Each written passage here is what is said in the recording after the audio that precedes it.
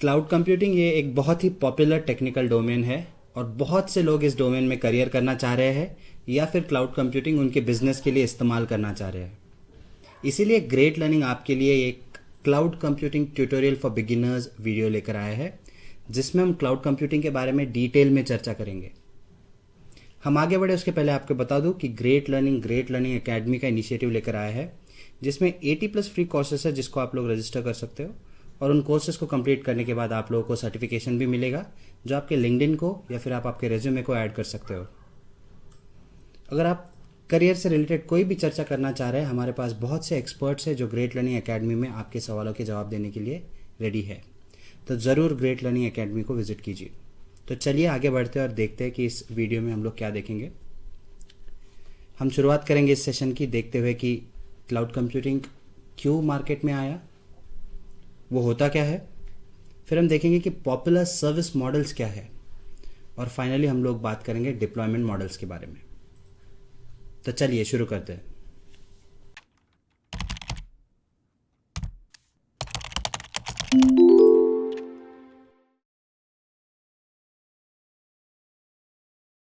तो अगर आप क्लाउड कंप्यूटिंग फंडामेंटल्स के बारे में बात करें तो हम लोग पहले समझते हैं कि क्लाउड कंप्यूटिंग कैसे मार्केट में आया और क्लाउड कंप्यूटिंग आने के पहले मार्केट की सिचुएशन क्या थी।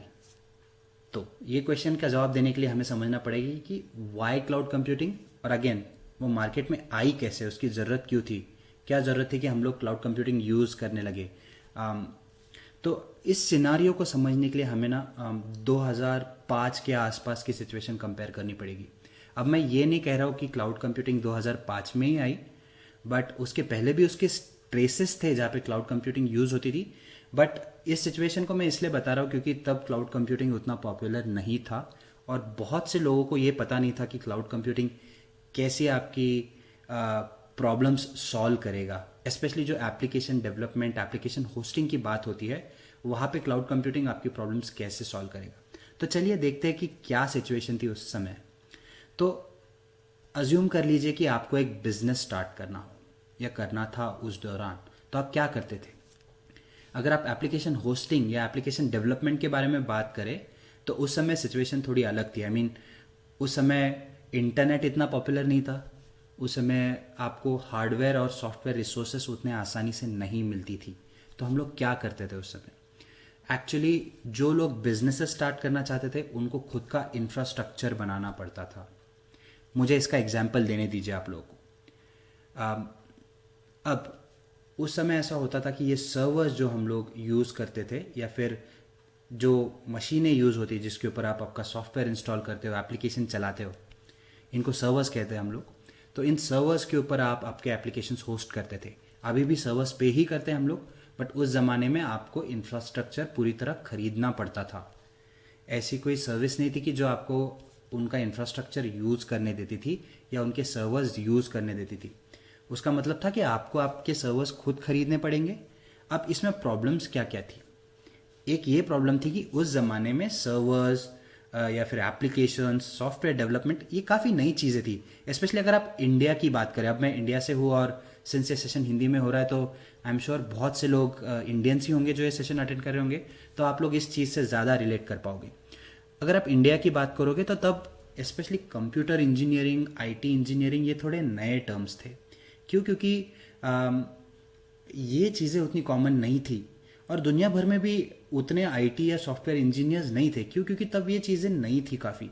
तो उसकी वजह से क्या होता था, हार्डवेयर लिमिटेशंस थी और हम लोग ऐसे हार्डवेयर यूज़ करते थे जो साइज़ में भी काफ़ी बड़े थे और जो काफ़ी कॉस्टली भी थे। आपको इन हार्डवेयर के लिए बहुत पैसा देना पड़ता था। तो जैसे मैं बताया कि अगर आपको कोई एप्लीकेशन होस्ट करनी थी उस ज़माने में या कोई बिजनेस, ऐसे एप्लीकेशन रिलेटेड बिजनेस शुरू करने थे, तो आपको एक पूरा इंफ्रास्ट्रक्चर सेटअप करना पड़ता था। और जैसे मैंने बताया कि ये काफ़ी नई चीज़ें थी, आपके पास बहुत से लोग भी नहीं होते थे जो इन चीज़ों को समझ सके और आपको वो मैन पावर या रिसोर्सेज प्रोवाइड कर सके जो इन सॉफ्टवेयर को मेंटेन कर पाते, राइट। तो अगर मिलते भी थे तो वो बहुत पैसे चार्ज करते थे। तो ये आपका एक सिनारियो था उस ज़माने में जब आपको बिजनेस सेट करना था। मैं कुछ अर्ली 2000s की बात कर रहा हूँ यहाँ पे। तो इस अप्रोच में दिक्कतें क्या थी, चैलेंजेस क्या थे आप लोगों के लिए। अगर आप चैलेंजेस की बात करें तो ये कुछ चैलेंजेस थी। अब इसको छोड़ के भी और चैलेंजेस थी, बट ये काफ़ी नोटेड या पॉइंटेड आउट चैलेंजेस थी जो मैं आप लोगों के सामने लाना चाहूँगा। आप देखोगे कि उस समय पे ऐसा होता था कि आपको बहुत पैसे देने पड़ते थे, जैसे मैंने बताया। क्यों? क्योंकि सर्वर्स तब कॉस्टली थे। ऐसा नहीं कि अब सर्वर्स कॉस्टली नहीं है, अभी भी है, बट उस ज़माने में उससे भी ज़्यादा कॉस्टली थे वो। तो उसका मतलब ये था कि आपको उस ज़माने में बहुत पैसा देना पड़ता था इन सर्वर्स को ख़रीदने के लिए। अब दूसरी बात जो मैंने बताई, आपको लोग लगते थे जो ये सर्वर्स मेंटेन कर सके।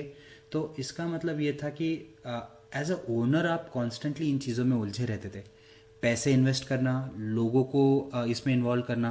और इसमें और एक प्रॉब्लम ये था कि जिन लोगों के पास पैसा कम है बिजनेस स्टार्ट करने के लिए, इवन दो उनके पास अच्छे आइडियाज़ होंगे, वो ये बिजनेस नहीं कर पाते थे। क्यों? क्योंकि पैसों की लिमिटेशन हो जाती थी।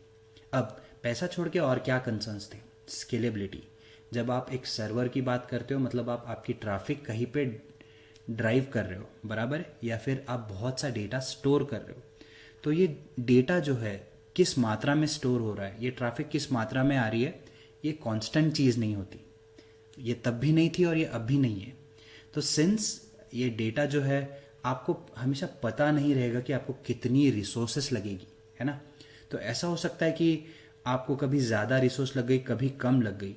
बट सिंस आप ये रिसोर्सेस खरीदते थे, ये सारे सर्वर्स खरीदते थे, आपको प्री प्लानिंग करनी पड़ती थी कि मुझे इतने लोग चाहिए, इतनी रिसोर्सेस चाहिए, मुझे इतना हार्डवेयर चाहिए, इतनी कंप्यूटेशन चाहिए, इतनी स्टोरेज चाहिए। तो ये कैसे होता था? अगेन आप लोगों को बुलाते थे, उनसे प्लानिंग करवाते थे, वो एक अजम्पशन करते थे और आपको एक एस्टिमेट देते थे। तो आप में भी 6 महीना, 3 महीना, 1 साल, 2 साल, जो कुछ भी आपका लॉन्ग टर्म प्लान है, उसके हिसाब से आप आपकी रिसोर्सेस खरीदते थे। तो इसका मतलब तो है कि आपका पैसा तो चला गया ऑलरेडी। अब अज्यूम कर लो कि आप उतनी ट्रैफिक या फिर उतना डेटा जनरेट ही नहीं कर पा रहे हो, तो आपका कंप्यूटेशन जो है वो वेस्ट जा रहा है। या फिर अज्यूम कर लो कि आप ज़रूरत से ज़्यादा ट्रैफिक हैंडल कर रहे हो। तो अब इस सिचुएशन में क्या होता है कि सिंस मतलब आपकी ट्रैफिक ज़्यादा आ रही है आपके पास, तो उसकी वजह से ये प्रॉब्लम होती थी कि आपकी जो रिसोर्सेस है वो ट्रैफिक हैंडल नहीं कर पाती थी, क्योंकि आपने प्लान करके already limited amount of resources खरीद रखी है। दोनों ही सिचुएशन में ऐसा होता था कि या तो आपके पैसे वेस्ट होते थे या आपको स्केल अप करना पड़ता था। मतलब ये होता था कि आप एक पिकल या फिर एक बहुत ही स्लिपरी सिचुएशन में आ जाते थे।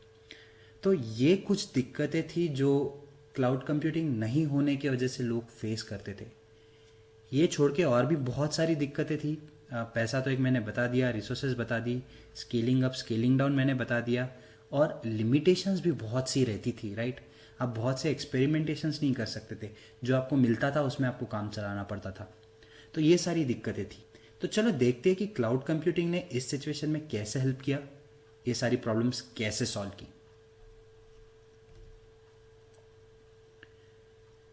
तो अगर आप क्लाउड कंप्यूटिंग की बात करें तो उसने कुछ ऐसी चीज़ें की जिसने ये जो सर्वर, एप्लीकेशन होस्टिंग और मैनेजमेंट की बात है, ये पूरी तरह बदल दी।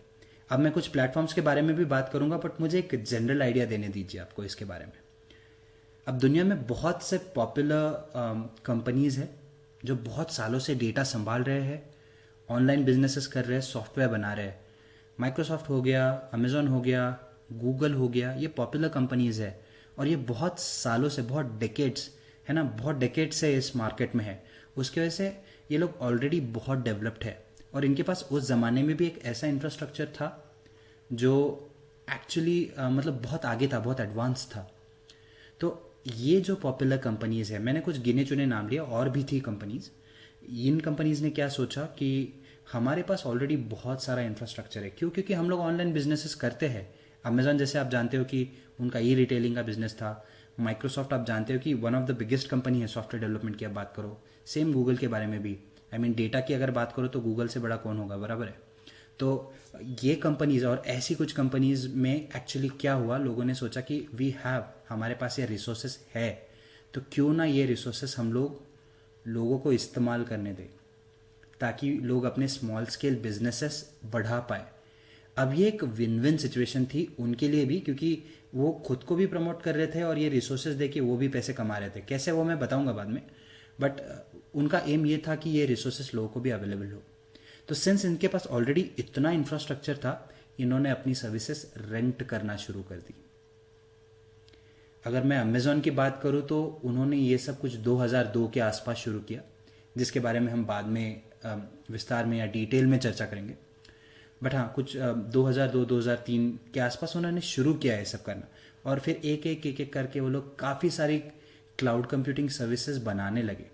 इन शॉर्ट ये लोग क्या करने लगे, इन्होंने कहा कि हम आपको स्टोरेज, कंप्यूटेशन, डेटाबेस सर्विसेज, जो कुछ भी आपकी रिक्वायरमेंट्स है, ये चीज़ें हम आपको रेंट पे देंगे, हम इनको मैनेज भी करेंगे आपके लिए। आप इन सर्विसेज को यूज़ करो, अपने बिजनेसेस चलाओ, और हम रेंट पे दे रहे हो तो जिस ड्यूरेशन के लिए आप ये रिसोर्सेज यूज़ कर रहे हो उसके लिए हमें पैसे दे दो। तो थोड़े ही अमाउंट में पैसा देना, जो खरीद के आप इन्वेस्ट करोगे उतना नहीं, थोड़ा देना। तो अब इससे हुआ क्या, ये रिसोर्सेस रेंट पे मिलने लग गई तो लोगों को वो सस्ता हो गया, बराबर है। और कोई और आपके लिए मैनेज मॉनिटर कर रहा था, मतलब वो जो टेक्निकल हेल्प चाहिए थी आपको वो भी मिल रही थी, और आप क्या कर सकते थे, आप आपके बिजनेस पे फोकस कर सकते थे। तो ये फ़र्क था। अब अगर आप क्लाउड कंप्यूटिंग की बात करें तो ये थोड़ा ना मुझे इलेक्ट्रिक सप्लाई की तरह लगता है। आई मीन इलेक्ट्रिक सप्लाई करने वाले जो बोर्ड्स होते हैं उनकी तरह। वो क्या करते हैं ना, आपको इलेक्ट्रिसिटी प्रोवाइड करते हैं आपके घर पे, आप बटन ऑन करते हो और इलेक्ट्रिसिटी कंज्यूम करते हो, बराबर है। आप टीवी चलाते हो, फैन चलाते हो, ये सारी चीज़ें करते हो। तो इसमें होता क्या है, आप जो कुछ भी रिसोर्सेस यूज़ करते हो आप मस्त यूज़ करते हो, और जब वो आपका महीना ख़त्म होता है, आपका बिल जब जनरेट होता है तो बोर्ड आपको बिल भेजता है और आप पे करते हो। आपको इन चीज़ों के बारे में चिंता नहीं करना पड़ती कि इलेक्ट्रिसिटी आज सप्लाई हो रही है नहीं हो रही है, कल हो रही है नहीं हो रही है, क्योंकि वो लोग इसका ध्यान रखते हैं, वो मैनेज करते हैं इन चीज़ों को, मॉनिटर करते हैं। कोई फेलियर हुआ तो उनको हैंडल करते हैं, बराबर है। और फिर कैलकुलेट भी करते हैं कि आपने इतने यूनिट्स कंज्यूम किए, आप उसके लिए हमें इतना पैसा दे दो। तो क्लाउड कंप्यूटिंग प्लेटफॉर्म्स ने भी यही किया, अगर आप एप्लीकेशन डेवलपमेंट के बारे में बात करो तो, है ना। उन्होंने आपको रिसोर्सेज दी, प्लेटफॉर्म दिया, कहा कि इसे इस्तेमाल करो, अपना एप्लीकेशन चलाओ, बिजनेस चलाओ, आपको जो जो मॉडिफिकेशंस चाहिए, मैनेजमेंट चाहिए, वो हम प्रोवाइड करेंगे। जो चीज़ें आपको खुद से करनी है आप खुद से करो, जो जो रिसोर्सेस हम देंगे वो हम आपसे उसके ही हिसाब से पैसा लेंगे, और उतनी ही देर के लिए लेंगे जितने देर के लिए आपने वो इस्तेमाल किया है। तो इससे क्या हुआ कि बेसिकली ये क्लाउड प्लेटफॉर्म्स जो थे वो ये सारी सर्विसेज ऐसे प्रोवाइड करने लगे। और आप स्क्रीन पे देख रहे हो कि राइट साइड में लिखा है कि यू पे व्हाट यू यूज़। इसे कहते हैं पे एज यू गो मॉडल। मतलब अगर आप एक रिसोर्स 10 मिनट के लिए यूज़ कर रहे हो तो आप उसके लिए सिर्फ 10 मिनट के लिए ही पे करोगे, और अगर आप उसको लेवल 1 पे ही यूज़ कर रहे हो तो लेवल 1 का ही पेमेंट करोगे। मतलब आप स्केल अप स्केल डाउन दोनों कर सकते हो। कोई इंस्टेंस आपकी ज़रूरत पूरी नहीं कर रहा है, आप बड़ा इंस्टेंस ले लो, तो जब से आप बड़ा यूज़ करना शुरू करोगे आपको बड़े इंस्टेंस के पैसे लगेंगे। आपको नहीं वो ज़्यादा हो रहा है, आप कम करना चाहते हो, आप नीचे आ जाओ, तो स्केल डाउन करोगे तो वापस छोटे इंस्टेंस का पैसा लेना शुरू करेंगे आपसे। तो इसे कहते हैं क्लाउड कंप्यूटिंग। बेसिकली आपको कंप्यूटेशन, स्टोरेज, डेटाबेस, ये सारी सर्विसेज क्लाउड पे प्रोवाइड की जा रही है। मतलब एक ऐसे डेटा सेंटर पे प्रोवाइड की जा रही है जो कहीं दूर रखा गया है और आप उसको इंटरनेट के थ्रू एक्सेस कर रहे हो। कोई बात नहीं, हम इसे और आगे डिस्कस करेंगे। थोड़ा आगे चलते हैं और हम लोग देखते हैं कि क्लाउड कंप्यूटिंग क्या है, और जो पॉइंट्स मैंने बताए क्या वो सही में वो सारी चीज़ें करता है। मैं आशा करता हूँ कि आप लोग को एटलीस्ट ये समझ में आ गया कि जो प्रॉब्लम्स मैंने डिस्कस की कुछ अर्ली 2000s की, उसके ऊपर क्लाउड कंप्यूटिंग ने कैसे सोल्यूशन दिया। तो चलिए थोड़ा आगे बढ़ते हैं और कुछ और विषय देखते हैं और इस सब्जेक्ट को थोड़ा और डिटेल में समझने की कोशिश करते हैं। तो what is cloud computing? Cloud computing है क्या, है ना। तो मैंने आपको एक नटशेल में आइडिया दे दी उसकी कि बेसिकली आप ये सारी सर्विसेज रेंट कर रहे हो। चलिए इसे थोड़ा और समझते हैं, जानने की कोशिश करते हैं कि क्लाउड कंप्यूटिंग है क्या एग्जैक्टली। तो अगर मैं क्लाउड कंप्यूटिंग की बात करूँ तो डेफिनेशन ये कहती है कि it enables on demand services. मतलब ये आपको कुछ ऐसी सर्विसेज देता है जैसे कि कंप्यूटेशन हो गया, स्टोरेज हो गया, नेटवर्किंग हो गया, बहुत और सर्विसेज भी होती है जैसे कि management, messaging, machine learning, bot building, IOT, और बहुत सी सर्विसेज है जिन्हें हम देखेंगे जैसे हम आगे बढ़ेंगे। बट एक नटशेल में या फिर एक छोटे से अगर छोटे तरीके से आपको एक आइडिया देनी है सिंपल तरीके से, तो मैं ये कहूँगा कि जो एक एप्लीकेशन बनाने के लिए, होस्ट करने के लिए और डिप्लॉय करने के लिए जो सर्विसेज लगती है वो आपको ऑन डिमांड देते हैं। मतलब जो आप डिमांड करेंगे वो आपकी उस डिमांड के हिसाब से आपको सर्विस प्रोवाइड की जाती है। ऑन डिमांड इसलिए भी कहा जाता है क्योंकि आपकी डिमांड अभी इतनी है तो आपको इतनी सर्विस इस दौरान के लिए, इस ड्यूरेशन के लिए दी जाएगी। और और क्या होता है, एक सेकेंड लाइन अगर आप इसमें पढ़ेंगे तो वो बहुत इंपॉर्टेंट है। आप ये जो रिसोर्सेस है can be access through the internet, है ना, and user is not required to manage these resources. और एक इंपॉर्टेंट पॉइंट है, शायद वो इस लाइन में नहीं आया है, वो है कि these can be access through the internet from anywhere across the globe, at least in the places जहाँ पे ये सर्विस है। मतलब ये जो रिसोर्सेस है इनको आप इंटरनेट के थ्रू एक्सप्लोर कर सकते हो, यूज़ कर सकते हो।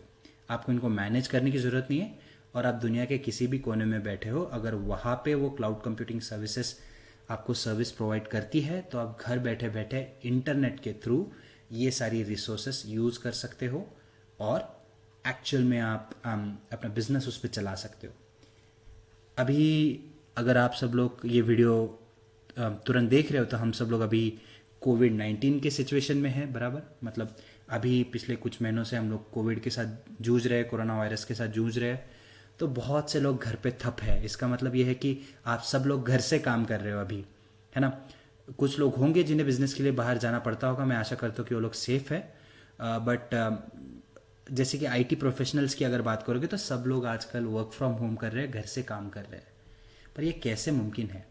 ये इंटरनेट की वजह से मुमकिन है, और कहीं पे ये डेटा जो है सारा किसी डेटा सेंटर पे या कहीं पे सर्वर पे पड़ा है, किसी ड्राइव में पड़ा है, बराबर है, और हम लोग इसको घर बैठे बैठे एक्सेस कर रहे हैं इंटरनेट के थ्रू। यही क्लाउड कंप्यूटिंग है गाइज। बेसिकली क्लाउड कंप्यूटिंग क्या करता है, आपको ये सारी सर्विसेज प्रोवाइड करता है जो आप यूज़ कर सकते हो। अब आप कुछ टूल्स ऐसे यूज़ कर रहे हो जो फ्री ऑफ कॉस्ट है या आपकी कंपनी पे कर रही है, इसलिए आपको ये थोड़ा ऑन डिमांड पेमेंट वाला सिस्टम नहीं समझ आ रहा होगा, बट डो नॉट वरी, आगे जाके मैं और रेलिवेंट एग्जांपल्स दूंगा तो आपको समझ आ जाएगा। बट अगेन, अगर शॉर्ट में समझाना हो तो क्लाउड कंप्यूटिंग यही है, ऑन डिमांड सर्विसेज प्रोवाइड की जाती है, इंटरनेट के थ्रू आप उनको एक्सेस कर सकते हो। ओके, तो आप जब फीचर्स के बारे में बात करते हो, ये कुछ फीचर्स है जो AWS आपको प्रोवाइड करता है। इनमें से कुछ फीचर्स के बारे में मैं ऑलरेडी चर्चा कर चुका हूँ, है ना। तो हम लोग आगे बढ़ते हैं और हम लोग इन फीचर्स को जल्दी से देखते हैं। अगर कुछ ज़रूरी फीचर्स है तो मैं उनको और थोड़ा विस्तार में या डिटेल में समझाऊंगा, चिंता ना करें। तो अगर आप क्लाउड प्लेटफॉर्म की बात करें तो वो आपको बहुत अच्छे तरीके से स्केलेबिलिटी देते हैं। स्केलेबिलिटी का मतलब होता है कि कोई भी रिसोर्स जो होती है वो स्केल होनी चाहिए, मतलब आपके ज़रूरत के हिसाब से वो बड़ी होनी चाहिए। स्केल क्या होता है? मेजरमेंट होता है, बराबर है। तो व्हेन यू से स्केल, आप ये कहना चाह रहे हो कि जैसे स्केल में मेजरमेंट बढ़ती है वैसे आप आपके रिक्वायरमेंट्स भी बढ़ाना, मतलब आना चाहिए। तो स्केल अप भी होता है, डाउन भी होता है, बराबर है। तो वैसे ही मतलब आप रिक्वायरमेंट्स आपकी ज़्यादा भी कर सकते हो, कम भी कर सकते हो। एक उदाहरण आपको दूँ तो अगर आप एक कंप्यूट सर्विस के बारे में बात करें तो ये आपको वर्चुअल मशीन्स लॉन्च करने देता है। मतलब एक ऐसा एनवायरनमेंट बना के देता है जिसमें आप कुछ इंस्टेंसेस चला सकते हो या फिर कुछ एप्लीकेशंस चला सकते हो जो वर्चुअल होता है। तो ये वर्चुअल इंस्टेंस की जो ज़रूरत है वो कम ज़्यादा हो सकती है। अज्यूम कर लीजिए आपका लैपटॉप ही ले लीजिए, आप कभी 4 GB रैम यूज़ करते हो, कभी 8 GB यूज़ करते हो, वैसे आपके लैपटॉप का कॉन्फ़िगरेशन बदलता है वैसे। तो अगर आप स्केलेबिलिटी की बात करोगे तो आपका जो डेटा सेंटर या फिर जो रिसोर्सेस आप यूज़ कर रहे हो वो स्केल अप या स्केल डाउन होना चाहिए। मतलब 4 GB 3 GB जितना आपको चाहिए ये ऊपर नीचे आपको करते आना चाहिए थोड़ा आसानी से। अगर आप हार्डवेयर खरीदते हो तो उसमें ये मॉडिफिकेशंस करना थोड़ा मुश्किल होता है, बट आप AWS ये प्लेटफॉर्म मैनेज कर रहा है तो वो आपको इंस्टेंट स्केलेबिलिटी देता है, up and down in both directions. तो स्केलेबिलिटी, हाँ, ये फीचर का वर्ड है। जब हम इंस्टेंसेस लॉन्च करेंगे आगे जाके तो आप ये विषय को और समझ पाएंगे। पे एज यू गो मॉडल, ये मैं ऑलरेडी इसके ऊपर बहुत चर्चा कर चुका हूँ, थोड़ा और आपको आइडिया दे देता हूँ। कुछ क्लाउड प्लेटफॉर्म्स ऐसे होते हैं जो आपको पर मिनट बेसिस पे चार्ज करते हैं, कुछ पर आवर बेसिस पे चार्ज करते हैं, और कुछ इंस्टेंसेस ऐसे होते हैं कि बेसिकली वो आपको पर सेकंड बेसिस पे भी चार्ज करते हैं। मतलब आप समझ सकते हो कि अगर आप एक रिसोर्स को 1 मिनट के लिए यूज़ करोगे तो आपको उतनी देर के लिए उसको पैसे देने पड़ेंगे। ऊपर से इनके पास कैलकुलेटर्स होते हैं, AWS हो गया, अज़्योर हो गया, GCP हो गया, ये जो पॉपुलर प्लेटफॉर्म्स है इनके पास अपने कैलकुलेटर्स होते हैं जो आप यूज़ करके आप कैलकुलेट कर सकते हो कि आपको कितना पैसा लगेगा ये रिसोर्स अगर आप इतनी देर के लिए और इतनी कैपेसिटी में यूज़ करोगे तो वही ये पे एज यू गो मॉडल भी देता है आपको, और ये बहुत ही फ्लेक्सिबल है इन जनरल। जैसे मैंने बताया कि AWS में 175 सर्विसेज है, अगर आप अज़्योर की बात करें तो 120 के ऊपर सर्विसेज है, तो आप अंदाज़ा लगा सकते हो कि कितनी सारी फैसिलिटीज़ होगी जो आप यूज़ कर सकते हो। 120 सर्विसेज, 175 सर्विसेज डिस्कस करना भी मुश्किल होता है। बहुत से कंपनीज तो आधे सर्विसेज देखते भी नहीं है, उनको लगती है कुछ 10 सर्विसेज, वो लोग वो 10 सर्विसेज यूज़ करेंगे। तो इतने सारे ऑप्शंस है आपके पास और इतने सारे प्रॉब्लम्स का सोल्यूशन भी है क्लाउड कंप्यूटिंग। तो इसी की वजह से आपको फ्लेक्सिबिलिटी मिलती है और बहुत से रूपों में आपको फ्लेक्सिबिलिटी मिलती है। आगे बढ़ेंगे तो इसके बारे में हम और चर्चा करेंगे और जैसे हम कंसेप्ट डिस्कस करते जाएंगे आपको ये चीज़ें और समझते आएगी और आपको बेटर समझ में आएगी। तो चलिए आगे बढ़ते हैं और अब समझते हैं कि ये प्लेटफॉर्म सिक्योर और डिज़ास्टर रिकवरी कैसे प्रोवाइड करता है। अगर इस प्लेटफॉर्म की अगर आप बात करें तो जब मैं सिक्योरिटी की बात करता हूँ तो सिक्योरिटी के पर्सपेक्टिव से ये बात है कि क्लाउड कंप्यूटिंग जो है ना आजकल शेयर्ड सिक्योरिटी मॉडल प्रोवाइड कर रहा है आपको। अब एक ज़माना ऐसा था कि लोग कहते थे कि क्लाउड प्लेटफॉर्म सिक्योर नहीं है। अब मैं समझ सकता हूँ 2010-2011 में कुछ स्ट्रॉन्ग डेटा आउटेजेस हुए हैं, कुछ स्ट्रॉन्ग सर्वर ब्रेकडाउन्स हुए हैं जिसकी वजह से लोगों का डेटा का नुकसान हुआ है। बट उस बात को काफ़ी समय हो गया है अब, और अब क्लाउड कंप्यूटिंग बहुत बदल गई है, बहुत एडवांस्ड हो गई है। इतने सारे ऑप्शंस होते हैं आपको सिक्योरिटी को लेके और बहुत से ऐसे प्रिंसिपल्स होते हैं कि ये क्लाउड प्लेटफॉर्म्स जो है ना वो मतलब क्या करते हैं कि कुछ आपको कंट्रोल देते हैं कुछ सिक्योरिटी के बारे में, जो आप डिसाइड कर सको कि आपको क्या क्या करना है उस सिक्योरिटी में, किस चीज़ों का आपको खुद को रिस्पॉन्सिबिलिटी लेनी है। कुछ चीज़ें वो खुद कंट्रोल करते हैं, तो आप ये भी नहीं कह सकते कि सारा कंट्रोल तो आपने ले लिया अब हम नहीं संभाल पा रहे हैं इसको, तो ऐसे भी नहीं होता है। तो आपको वो कंट्रोल दिया जाता है और वो दोनों तरफ से मिलता है, मतलब वो खुद भी संभालते हैं और आपको भी उतना ही इक्वल उसमें राइट दिया जाता है। डिज़ास्टर रिकवरी एक ऐसा सब्जेक्ट है जो हम लोग जब ग्लोबल इंफ्रास्ट्रक्चर के बारे में जब बात करेंगे AWS के, तब मैं इसके ऊपर और डिटेल में बात करूंगा, तब आपको ये बहुत अच्छे से समझ में भी आएगा। अगर आप मैं ज़्यादा इसके ऊपर बात करूँ तो आपको नहीं समझ आएगा, बट अगर आपको शॉर्ट में बताना है तो आप कहीं पे डेटा डालते हो तो आपको रिस्क रहता है कि वो डेटा लॉस ना हो जाए, चोरी ना हो जाए, या फिर कोई कैलामिटी आए तो वो डेटा ख़त्म ना हो जाए पूरी तरह, बराबर है, या फिर कुछ डिस्ट्रॉय ना हो जाए। तो इस सिचुएशन में क्या होता है ना, डिज़ास्टर रिकवरी की जाती है। मतलब अगर कोई वर्स्ट सिचुएशन आ भी जाए तो मेरे पास उस डेटा का बैकअप होना चाहिए। तो ये क्लाउड प्लेटफॉर्म जो है वो आपको रेप्लिकेशन और डेटा बैकअप के भी बहुत से ऑप्शंस देते हैं। तो जैसे मैंने कहा कि आगे बढ़ के इसके बारे में भी हम चर्चा करेंगे, बट अभी के लिए इस विषय को यही रोक देते हैं। क्लाउड कंप्यूटिंग इन जनरल यही होता है गाइस, जो मैंने अभी बताया, और ये सारे फीचर्स वो आपको प्रोवाइड करता है। मैं आशा करता हूँ कि अब तक आप क्लाउड कंप्यूटिंग क्या है ये समझ चुके होंगे। नहीं होंगे तो आप आपके जो मतलब क्वेश्चंस है वो कमेंट सेक्शन में डालिए, हम लोग उसका जवाब दे देंगे आपको बहुत ही जल्दी। तो चलिए आगे बढ़ते हैं और हम लोग कुछ और चीज़ों के बारे में बात करते हैं। तो गाइज अभी मैं क्लाउड कंप्यूटिंग क्या है, क्यों है, वो सारी चीज़ों के बारे में बात कर चुका हूँ। तो अब हम बात करेंगे क्लाउड सर्विस मॉडल्स के बारे में। जब आप क्लाउड सर्विस मॉडल्स कहते हो गाइज, तो क्लाउड सर्विस मॉडल्स बेसिकली आपको अगर मैं इसे समझाना होगा तो मैं एक ये उदाहरण देना चाहूँगा। आप ऐसे अज्यूम कर लीजिए कि आप एक सॉफ्टवेयर इस्तेमाल करते हो, बराबर है, या फिर आप एक बिजनेस स्टार्ट करना चाह रहे हो। तो इसमें बहुत सी ऐसी चीज़ें हैं जो आप एक पर्टिकुलर तरीके से करना चाहोगे, है ना। मतलब कुछ ऐसा हो सकता है कि आपकी एक रिक्वायरमेंट ऐसी हो कि आपको सिर्फ सॉफ्टवेयर यूज़ करना है, या फिर आपको पूरा इंफ्रास्ट्रक्चर बनाना भी है। तो ये दो अलग रिक्वायरमेंट्स है, बराबर है। तो आपका क्लाउड जो है आपको सर्विसेज जो है ना वो अलग अलग तरीके से प्रोवाइड करता है। तो जिन तरीके से इन सर्विसेज को प्रोवाइड किया जाता है उनको सर्विस मॉडल्स कहते हैं। तो चलिए कुछ उदाहरण देखते हैं, फिर इसके बारे में और चर्चा करेंगे कि एग्जैक्टली है क्या ये सर्विस मॉडल और करता क्या है। तो गाइस अगर आप मार्केट की बात करें तो मार्केट में 3 मेजर सर्विस प्रोवाइडर्स है, IaaS, PaaS, SaaS। अभी रिसेंटली बहुत सारे और सर्विस मॉडल्स आ रहे हैं, as in database as a service कहते हैं, स्टोरेज एज अ सर्विस कहते हैं, है ना। तो मतलब ऑप्शंस अनलिमिटेड हो रहे हैं आजकल। बट अगर आप फंडामेंटल्स की बात करो तो ये 3 मेजर तरीके हैं जिसमें सर्विसेज प्रोवाइड की जाती थी। तो चलिए इसको ज़रा और डिटेल में समझते हैं।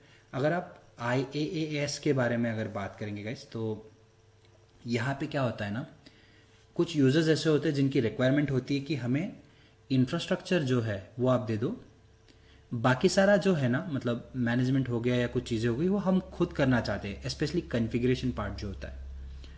तो इसका अगर मुझे उदाहरण देना हो तो मैं ये कहूँगा कि ऐसे अज्यूम कर लो आप कि आपको एक एप्लीकेशन बनाना है। तो आप क्या कहते हो कि मैं डिसाइड करूँगा कि मेरे को कितना डेटा सेंटर चाहिए, मतलब कितना कंप्यूटेशन पावर चाहिए, उसके ऊपर कौन सा ऑपरेटिंग सिस्टम चलना चाहिए वो भी मैं ही बताऊँगा, है है ना, उसके ऊपर कौन से एप्लीकेशंस चलेंगे वो भी मैं ही बताऊंगा, सारा डेटा भी मैं ही मैनेज करूंगा और एप्लीकेशन भी मैं ही चलाऊंगा, है ना। कैसे सिक्योरिटी होगी उसकी वो भी मैं ही डिसाइड करूंगा, और कौन से नेटवर्क में वो चलेगा वो भी चीज़ें मैं ही डिसाइड करूंगा। तो यहाँ पे बेसिकली आप पूरा इंफ्रास्ट्रक्चर खुद से बनाना चाह रहे हो, मतलब जो कॉन्फ़िगर करना चाह रहे हो। तो आप क्या कहते हो क्लाउड सर्विस प्रोवाइडर को कि आप मुझे सिर्फ इंफ्रास्ट्रक्चर दे दो, मतलब आप मुझे कह दो कि ये सारी रिसोर्सेस आपको अवेलेबल है, मतलब आपके सिक्योरिटी ग्रुप्स के, नेटवर्किंग के या फिर कंप्यूटेशन के टेम्पलेट्स अवेलेबल है, आप खुद का इंफ्रास्ट्रक्चर जो है आपके रिक्वायरमेंट्स के हिसाब से कॉन्फ़िगर कर लो और चलाओ उसको। तो ये हो गया आपका इंफ्रास्ट्रक्चर एज अ सर्विस। अब AWS में EC2 एक बहुत कॉमन एग्जाम्पल है इसका, जो आपको ऐसे वर्चुअल मशीन्स कॉन्फ़िगर करने देती है। अगेन जैसे मैं कब से कहता आ रहा हूँ, इसे हम और समझेंगे डिटेल में।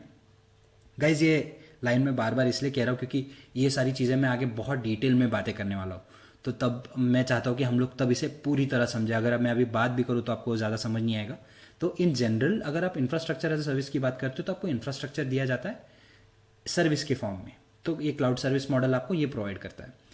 इसके ऊपर इंफ्रास्ट्रक्चर के अंदर जो कॉन्फ़िगरेशन है वो आप खुद करते हो। अब दूसरा क्या है, प्लेटफॉर्म।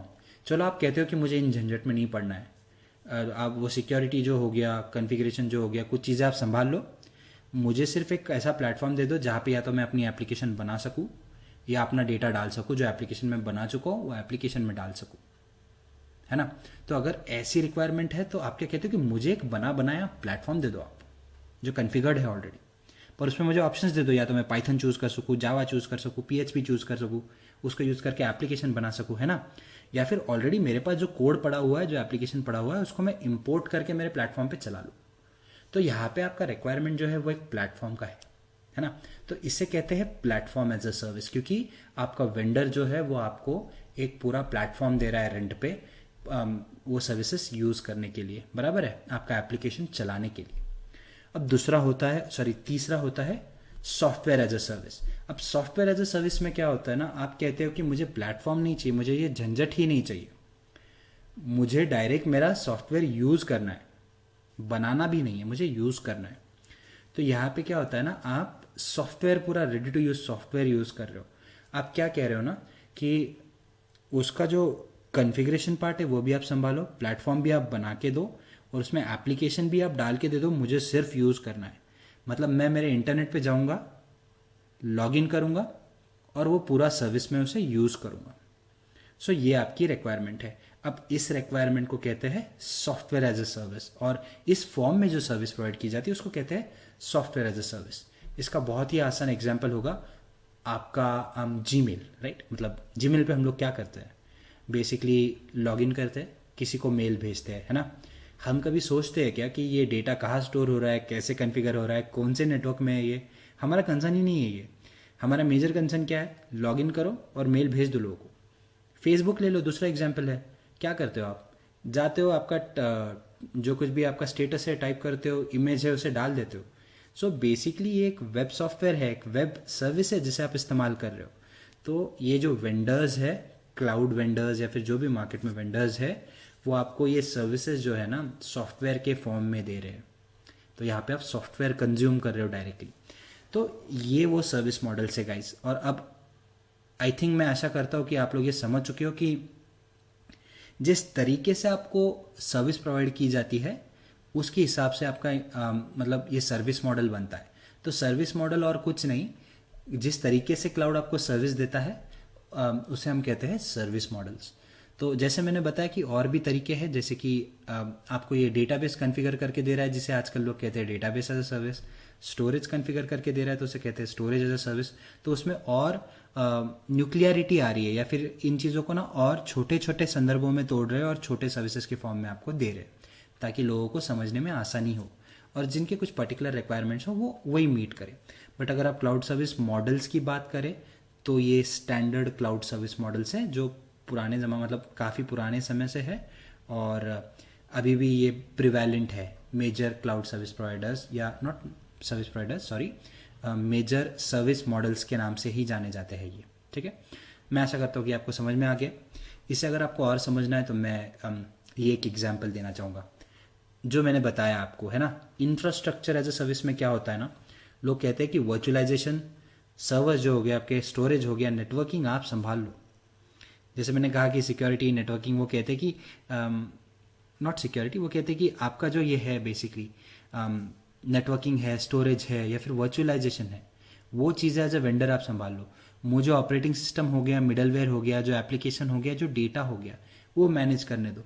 और कुछ हद तक आजकल ये भी होता है कि आप नेटवर्क्स भी संभाल पाते हो, जैसे कि कौन से सबनेट में डालना है, क्या करना है। तो ये सारी चीज़ें जो है वो एज अ यूज़र आप कंट्रोल कर सकते हो। तो इसे कहते हैं इंफ्रास्ट्रक्चर एज अ सर्विस, है ना। अब दूसरा क्या होता है, प्लेटफॉर्म एज अ सर्विस। अब प्लेटफॉर्म एज अ सर्विस में आप देख सकते हो कि वेंडर जो है आपका, वो run time, middleware, operating system भी संभाल रहा है। आप सिर्फ एप्लीकेशंस और डेटा संभाल रहे हो। जैसे मैंने कहा कि आप कहते हो कि मुझे सिर्फ मेरा डेटा डालना है और चलाना है एप्लीकेशन को, तो वो हो गया आपका प्लेटफॉर्म एज अ सर्विस। और अब तीसरा है आपका सॉफ्टवेयर एज अ सर्विस। यहाँ पे आप सिर्फ डेटा मैनेज कर रहे हो या कंज्यूम कर रहे हो। एप्लीकेशंस तक की आपको कोई और बना के दे रहा है, मैनेज कर रहा है और मॉनिटर कर रहा है। इसके एग्जाम्पल्स मैं दे चुका हूँ। अगर आप चाहते हो इसको मैं और सिंपल तरीके से समझाऊँ तो गाइज एक पिज़्ज़ा वाला एग्जाम्पल देना चाहूँगा आप लोगों को मैं। आई थिंक ये एग्जाम्पल आपने मार्केट में शायद देखा होगा कहीं पे। ग्रेट लर्निंग का एक बहुत ही अच्छा सेशन था, एक बहुत ही एक्सपर्ट इंसान ने वो सेशन लिया था। उनके उस सेशन में मैंने ये चीज़ें देखी थी, या फिर ये एग्जाम्पल देखा था, मुझे बहुत अच्छा लगा, मैं वो आपको बताना चाहूँगा। देखिए गाइज, जब आप पिज़्ज़ा खाते हो या फिर कंज्यूम करने का सोचते हो तो आपके पास कुछ तरीके होते हैं ना। जैसे कि आप या तो पिज़्ज़ा होम डिलीवर करा लो, है ना। दूसरा होता है आप होटल में जाके खा लो, या फिर ऐसा हो सकता है कि आप घर पे बना लो, है ना। तो ये तीनों तरीके पिज़्ज़ा कंज्यूम करने के हैं, और बनाने के या फिर आपकी तरफ लाने के भी है। तो हम बात करते हैं पिज़्ज़ा बनाने की। अब इसमें आप क्या करोगे, आप खुद डव लेकर आओगे या फिर आप ready to use Dove use करोगे, बराबर है। उसके ऊपर आप टॉपिंग करोगे, स्टफिंग करोगे, फिर अवन में डालोगे, उसे पकाओगे। आपकी कटलरी जो कुछ इंस्ट्रूमेंट्स है वो इसे लेकर आओगे, आप उसे कंज्यूम करोगे, खाओगे, बराबर है। ये हो गया आपका इंफ्रास्ट्रक्चर एज ए सर्विस। यहाँ पे सारी चीज़ें आप खुद से कर रहे हो, है ना। कुछ ही चीज़ें जो आपको मिल रही, मे बी एक रेडीमेड डव है, सॉस या कुछ चीज़ें आप लेके आए हो, है ना। तो बाकी चीज़ें आप कन्फिगर कर रहे हो। प्लेटफॉर्म एज ए सर्विस ये जो है ना, ये सिमिलर है पिज़्ज़ा ऑर्डर करने के हिसाब से, है ना। आप क्या कहते हो, बना बनाया पिज़्ज़ा मुझे ला के दे दो, है ना। या फिर रेडी टू यूज़ पिज़्ज़ा मेरे पास ला के दे दो, मैं खुद बना लूँगा। या फिर जो पिज़्ज़ा आपने दिया है, जो ऑर्डर करके मैं लेकर आया हूँ, मैं मेरे घर के यूटेंसिल्स में डाल के उसको मस्त खा लूँगा आराम से, है ना। तो यहाँ पे क्या हो रहा है, आपको एक प्लेटफॉर्म दिया जा रहा है जहाँ पे या तो आप रेडी टू यूज़ पिज़्ज़ा बना रहे हो, या फिर जो पिज़्ज़ा आपको ला के दिया गया है वो आप खुद के कुछ यूटेंसिल्स एंड ऑल यूज़ करके खा रहे हो। तो ये प्लेटफॉर्म एज अ सर्विस है ना, आपको एक प्लेटफॉर्म दिया जा रहा है जहाँ से आपको ये पिज़्ज़ा मिल रहा है। तीसरा है आपका ये पैस वाला जो है, वो थोड़ा एग्जैक्टली मैच नहीं कर रहा है, बट आई होप आपको आइडिया मिल गई मैं क्या कहना चाह रहा हूँ। फिर तीसरा है आपका सॉफ्टवेयर एज अ सर्विस। इसमें आप होटल में जाके पिज़्ज़ा खा रहे हो। व्हाट दिस मीन्स इज कि आप ना तो पिज़्ज़ा बना रहे हो, ना आप खुद की कटलरी या कुछ यूज़ कर रहे हो। लिटरली कोई आपको पिज़्ज़ा ला के सर्व कर रहा है, आपको सर्व करने का भी कुछ मतलब ज़रूरत नहीं है। आपके प्लेट में ला के देगा, सारे आपको चीज़ें भी मिलेगी, आप सिर्फ उसको कंज्यूम कर रहे हो। So that is what software as a service is. मैं आशा करता हूँ कि ये सारी चीज़ें आपको समझ आ गई है। तो ये सर्विस मॉडल से गाइस, ये बहुत ज़रूरी है। मतलब आगे जाके बहुत सी ऐसी सर्विसेज रहेंगी जो आप इन नामों से हम लोग उसे बोलेंगे, तो मैं आशा करता हूँ कि आप तब रिलेट कर पाओगे इन सारी चीज़ों को। तो ठीक है गाइस, हम आगे बढ़ते हैं और हम लोग कुछ और विषयों के बारे में और थोड़ी चर्चा करते हैं। तो गाइस, अब दूसरी चीज़ है जिसके बारे में मैं बात करना चाहूँगा, वो है डिप्लॉयमेंट मॉडल्स। जब मैं डिप्लॉयमेंट मॉडल्स कहता हूँ गाइस, तो अब मैं क्या कह रहा हूँ, बेसिकली डिप्लॉयमेंट मॉडल्स वो होते हैं कि आपको जो अभी हमने बात कर ली कि सर्विस आप कैसे कंज्यूम कर सकते हो, है ना। तो डिप्लॉयमेंट मॉडल्स जो होते हैं ना, आपको ये जो क्लाउड कंप्यूटिंग सर्विसेज दी गई है वो किस सिक्योरिटी या फिर मैनेजमेंट कंट्रोल लेवल पे दी गई है, उस हिसाब से हम इस पर चर्चा करेंगे। मतलब ये सर्विसेज आपको कैसे डिप्लॉय की जा रही है, आप इसे कैसे इस्तेमाल कर सकते हो, इसे कहते हैं डिप्लॉयमेंट मॉडल्स। चिंता मत कीजिए, हम लोग आगे जाके जो एग्जांपल्स देखेंगे तो आपको ये थोड़ा और क्लियर हो जाएगा। तो गाइस, जब आप डिप्लॉयमेंट मॉडल्स की बात करते हो तो यहाँ पे भी बहुत से नए एडिशंस हो रहे हैं, बट ये 4 है जो डिप्लॉयमेंट मॉडल्स की तरह जाने जाते हैं। अब सबसे पहला है आपका पब्लिक मॉडल, दूसरा है प्राइवेट, आपका हाइब्रिड और कम्युनिटी। तो चलिए एक एक करके इनको समझते हैं। जब आप AWS, अज्योर GCP, ये इन cloud platforms, cloud service providers के बारे में बात करते हो, तो ये जो प्लेटफॉर्म्स है ये पब्लिक क्लाउड सर्विस प्रोवाइडर्स है। तो अगर जब मैं पब्लिक क्लाउड सर्विस प्रोवाइडर कहता हूँ, मतलब ये पब्लिकली अवेलेबल है। तो एक डेटा सेंटर है, अज्यूम कर लीजिए या तो यूनाइटेड स्टेट्स में किसी एक स्टेट में या रीजन में है, या फिर अज्यूम कर लीजिए इंडिया में ही अज्यूम कर लेते हैं हम लोग, मुंबई में जैसे कि AWS के डेटा सेंटर्स है ना, 3 है टोटल। तो अज्यूम कर लीजिए कि आपका जो डेटा है वो मुंबई के किसी डेटा सेंटर में है। तो पब्लिक क्लाउड मतलब क्या होता है ना, कि आपका डेटा जो है वो एक पब्लिक डेटा सेंटर पे है, उसी डेटा सेंटर पे किसी और कंपनी का डेटा भी हो सकता है। सिंस वो पब्लिकली डेटा सेंटर अवेलेबल है लोगों को, उसे पब्लिक डेटा सेंटर कहते हैं। इसका मतलब ऐसा नहीं कि ये डेटा सेंटर या फिर ये जो डिप्लॉयमेंट मॉडल है ये सिक्योर नहीं है। मतलब ऐसा नहीं होता कि आपका डेटा आपने अज्यूम कर लीजिए एक कमरे में रख दिया और उसी कमरे में किसी और ने उनका भी डेटा रख दिया और वो डेटा मिस और मिक्स मैच हो गया। नहीं, ऐसा नहीं। सिक्योरिटी पूरी तरह होती है यहाँ पे गाइस। आपका जो डेटा होता है, जो डेटा मॉडल होता है, वो ऐसा मतलब बनाया जाता है, ऐसा क्रिएट किया जाता है, ये जो डेटा सेंटर है इसके ऊपर भी काफ़ी सिक्योरिटी होती है और आइसोलेशन होता है आपके डेटा का। बट एक ही कंसर्न होता है कि ये जो सारा डेटा है वो एक डेटा सेंटर पे रहता है। हाँ, इसके ऊपर कंट्रोल्स पूरी तरह अलग होते हैं। उनका डेटा जो है वो आपसे थोड़ा आइसोलेटेड होता है और आपका भी डेटा उनसे पूरी तरह आइसोलेटेड होता है। तो सिक्योरिटी की बात करें तो पूरी तरह सेफ है, बट एक ही कंसर्न है कि वो एक डेटा सेंटर पे होता है, एक कॉमन अवेलेबिलिटी जोन या फिर एक रीजन में होता है। तो उसके वजह से जो डेटा क्रिटिकल रिसोर्सेस है, लोग सोचते हैं कि यहाँ पे हम डेटा डालें या ना डालें, है ना। पर सिंस ये एक पब्लिक क्लाउड है, ये थोड़ा चीप होता है कंपेयर टू आपका प्राइवेट या अदर जो आपको मतलब क्लाउड्स है। क्यों? क्योंकि ये पब्लिक क्लाउड है, it is available to everyone to use, है ना। बट आजकल बहुत लोग पब्लिक क्लाउड ही प्रेफर करते हैं क्योंकि उसकी सिक्योरिटी प्रिंसिपल्स बहुत अच्छे हो गए हैं। अब अज्यूम कर लीजिए कि आपका डेटा बहुत ज़्यादा क्रिटिकल है और आप पब्लिक क्लाउड इस्तेमाल कर ही नहीं सकते। अब इस सिचुएशन में आप क्या करेंगे? इस सिचुएशन में आपको फोर्स किया जाएगा कि आप एक प्राइवेट क्लाउड की तरह चीज़ यूज़ करें, या फिर फोर्स नहीं, मैं कहूँगा सॉरी, आपको सजेस्ट किया जाएगा कि आप एक प्राइवेट क्लाउड के लिए ऑप्ट कर सकते हैं। अब प्राइवेट क्लाउड क्या होता है? जब मैं प्राइवेट क्लाउड की बात करता हूँ तो private cloud is that cloud where एक पूरा डेटा सेंटर जो है या फिर जो भी आपकी रिसोर्सेस एक प्राइवेट सेक्शन में जहाँ पे आपको डिलीवर की जा रही है या फिर जहाँ पे होस्ट की जा रही है, वो पूरी तरह आइसोलेटेड है। वो स्पेस, वो कंप्यूटेशन, वो स्टोरेज आप किसी के साथ शेयर नहीं कर रहे हो, वो रिसोर्सेज सिर्फ आपके लिए अलोकेटेड है। तो this is a private data centre, a private cloud deployment model. अब इसमें जो है ये थोड़ा कॉस्टली होता है क्योंकि एक अलग से आपके लिए अगर डेटा सेंटर कोई अरेंज कर रहा है तो वो अंडरस्टैंडेबल है, बराबर है, वो किसी और को नहीं दे रहा है। इस जस्ट मतलब ये थोड़ा आपका ऊबर या ओला टैक्सी सर्विस की तरह है। बेसिकली अगर आप शेयर यूज़ करोगे तो वो आपको थोड़ा सस्ता पड़ता है because you are sharing your space with someone, है ना, किसी और के साथ आप स्पेस शेयर कर रहे हो। अगर आप पूरा ओला या फिर ऊबर आपके पर्सनल यूज़ के लिए यूज़ करते हो तो उस सिचुएशन में क्या होगा, आप ज़्यादा पैसे पे करोगे उनको क्योंकि आप शेयर नहीं यूज़ कर रहे हो। सिमिलर है। तो यहाँ पे आपका डेटा क्रिटिकल जो है या फिर जो भी क्रिटिकल डेटा है वो ज़्यादा सिक्योर रहता है गाइस। तो बेसिकली अगर आप इन प्लेटफॉर्म्स की बात करें या फिर ये प्राइवेट क्लाउड सर्विस प्रोवाइडर्स की बात करें तो वो आपको ऐसे डिप्लॉयमेंट्स भी देते हैं जहाँ पे आपका क्रिटिकल डेटा हो तो आप आपका प्राइवेट डेटा सेंटर या फिर प्राइवेट रिसोर्सेज आप अलोकेट कर सकते हो। HP, डेल बहुत कॉमन एग्जाम्पल्स है जो प्राइवेट डेटा सेंटर्स प्रोवाइड करते हैं।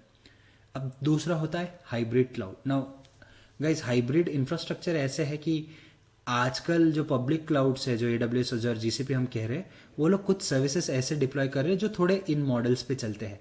मैं एग्जैक्टली नहीं कहूँगा कि वो हाइब्रिड क्लाउड्स है, बट कुछ सर्विसेज ऐसी है जो वो इन डायरेक्शंस में रिलीज कर रहे हैं। तो हाइब्रिड क्लाउड क्या है वो समझने की कोशिश करते हैं। अब नाम से तो आपको थोड़ी बहुत आइडिया हो गई होगी ऑलरेडी गाइस। तो हाइब्रिड क्लाउड की अगर मैं बात करूँ तो हाइब्रिड क्लाउड वो क्लाउड होता है जहाँ पे आपका कुछ डेटा ऐसा होता है जो बहुत ही क्रिटिकल है आपके बिजनेस के लिए और कुछ ऐसा है जो एक पब्लिक क्लाउड पे रिसाइड करे तो आपको कोई प्रॉब्लम नहीं होगा। तो इस सिचुएशन में ना तो आप पब्लिक ऑप्ट कर सकते हो ना प्राइवेट, क्योंकि आपको दोनों की ज़रूरत है। तो हाइब्रिड क्लाउड क्या करता है, आपका कुछ डेटा ऐसा होता है जो डेटा क्रिटिकल नहीं है आपके बिजनेस के पर्सपेक्टिव से, या फिर जिसके ऊपर आपको वो डेटा लूज करने का फियर नहीं है या फिर डेटा कॉम्प्रोमाइजेशन की कोई इश्यूज नहीं है, तो उस डेटा को आप हाइब्रिड क्लाउड पे पुश कर सकते हो।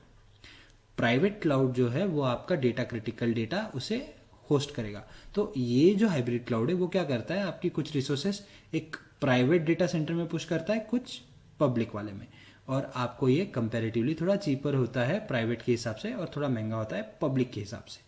तो अगर आपको ऐसी रिक्वायरमेंट है तो आप ऐसी चीज़ें भी कर सकते हो, क्योंकि आप बिजनेस की बात करो तो कभी कॉन्स्टेंट नहीं होता, आपके रिक्वायरमेंट्स अलग अलग रहेंगे।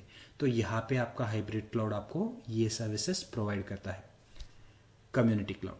अब कम्युनिटी क्लाउड क्या होता है, अब अज्यूम कर लीजिए मैं एक थोड़ा सा रैंडम एग्जांपल दूंगा, शायद आप उतना रिलेट ना कर पाओ, या फिर इस एग्जांपल को आप एक एनालॉजी की तरह ट्रीट कीजिए, इसे एग्जैक्ट एग्जांपल की तरह मत यूज़ कीजिए, ठीक है। तो अगर आप कम्युनिटी क्लाउड के बारे में बात करते हो तो अज्यूम कर लीजिए अभी कोविड है, बहुत ही रेलेवेंट एग्जांपल है। अब इंडिया में कोई वैक्सीन बन रही है, यूएस में कोई वैक्सीन बन रही है।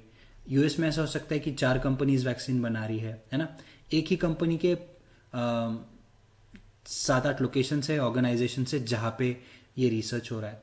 अब बहुत सा डेटा ऐसा है कि जो क्रिटिकल है और अलग अलग जगहों पे वो यूज़ हो रहा है, पर ऐसा भी हो सकता है कि इन टीम्स को साथ में मिलकर काम करना हो। उस समय आप क्या करोगे, उस समय बेसिकली ये होता है कि कंपनीज क्या करती है, कम्युनिटी क्लाउड लेती है जहाँ पे कॉमन डेटा, या फिर ये सारी जो अलग अलग कंपनीज हैं वो अलग जगह से एक दूसरे के साथ कम्युनिकेट कर सके, मेडिसिन बना सके, या फिर जो एंटीवायरस बना रहे हैं वो लोग वो बना सके, है ना। जी कोविड-19 का जो एग्जांपल मैं दे रहा हूँ उसके बारे में मैं बात कर रहा हूँ।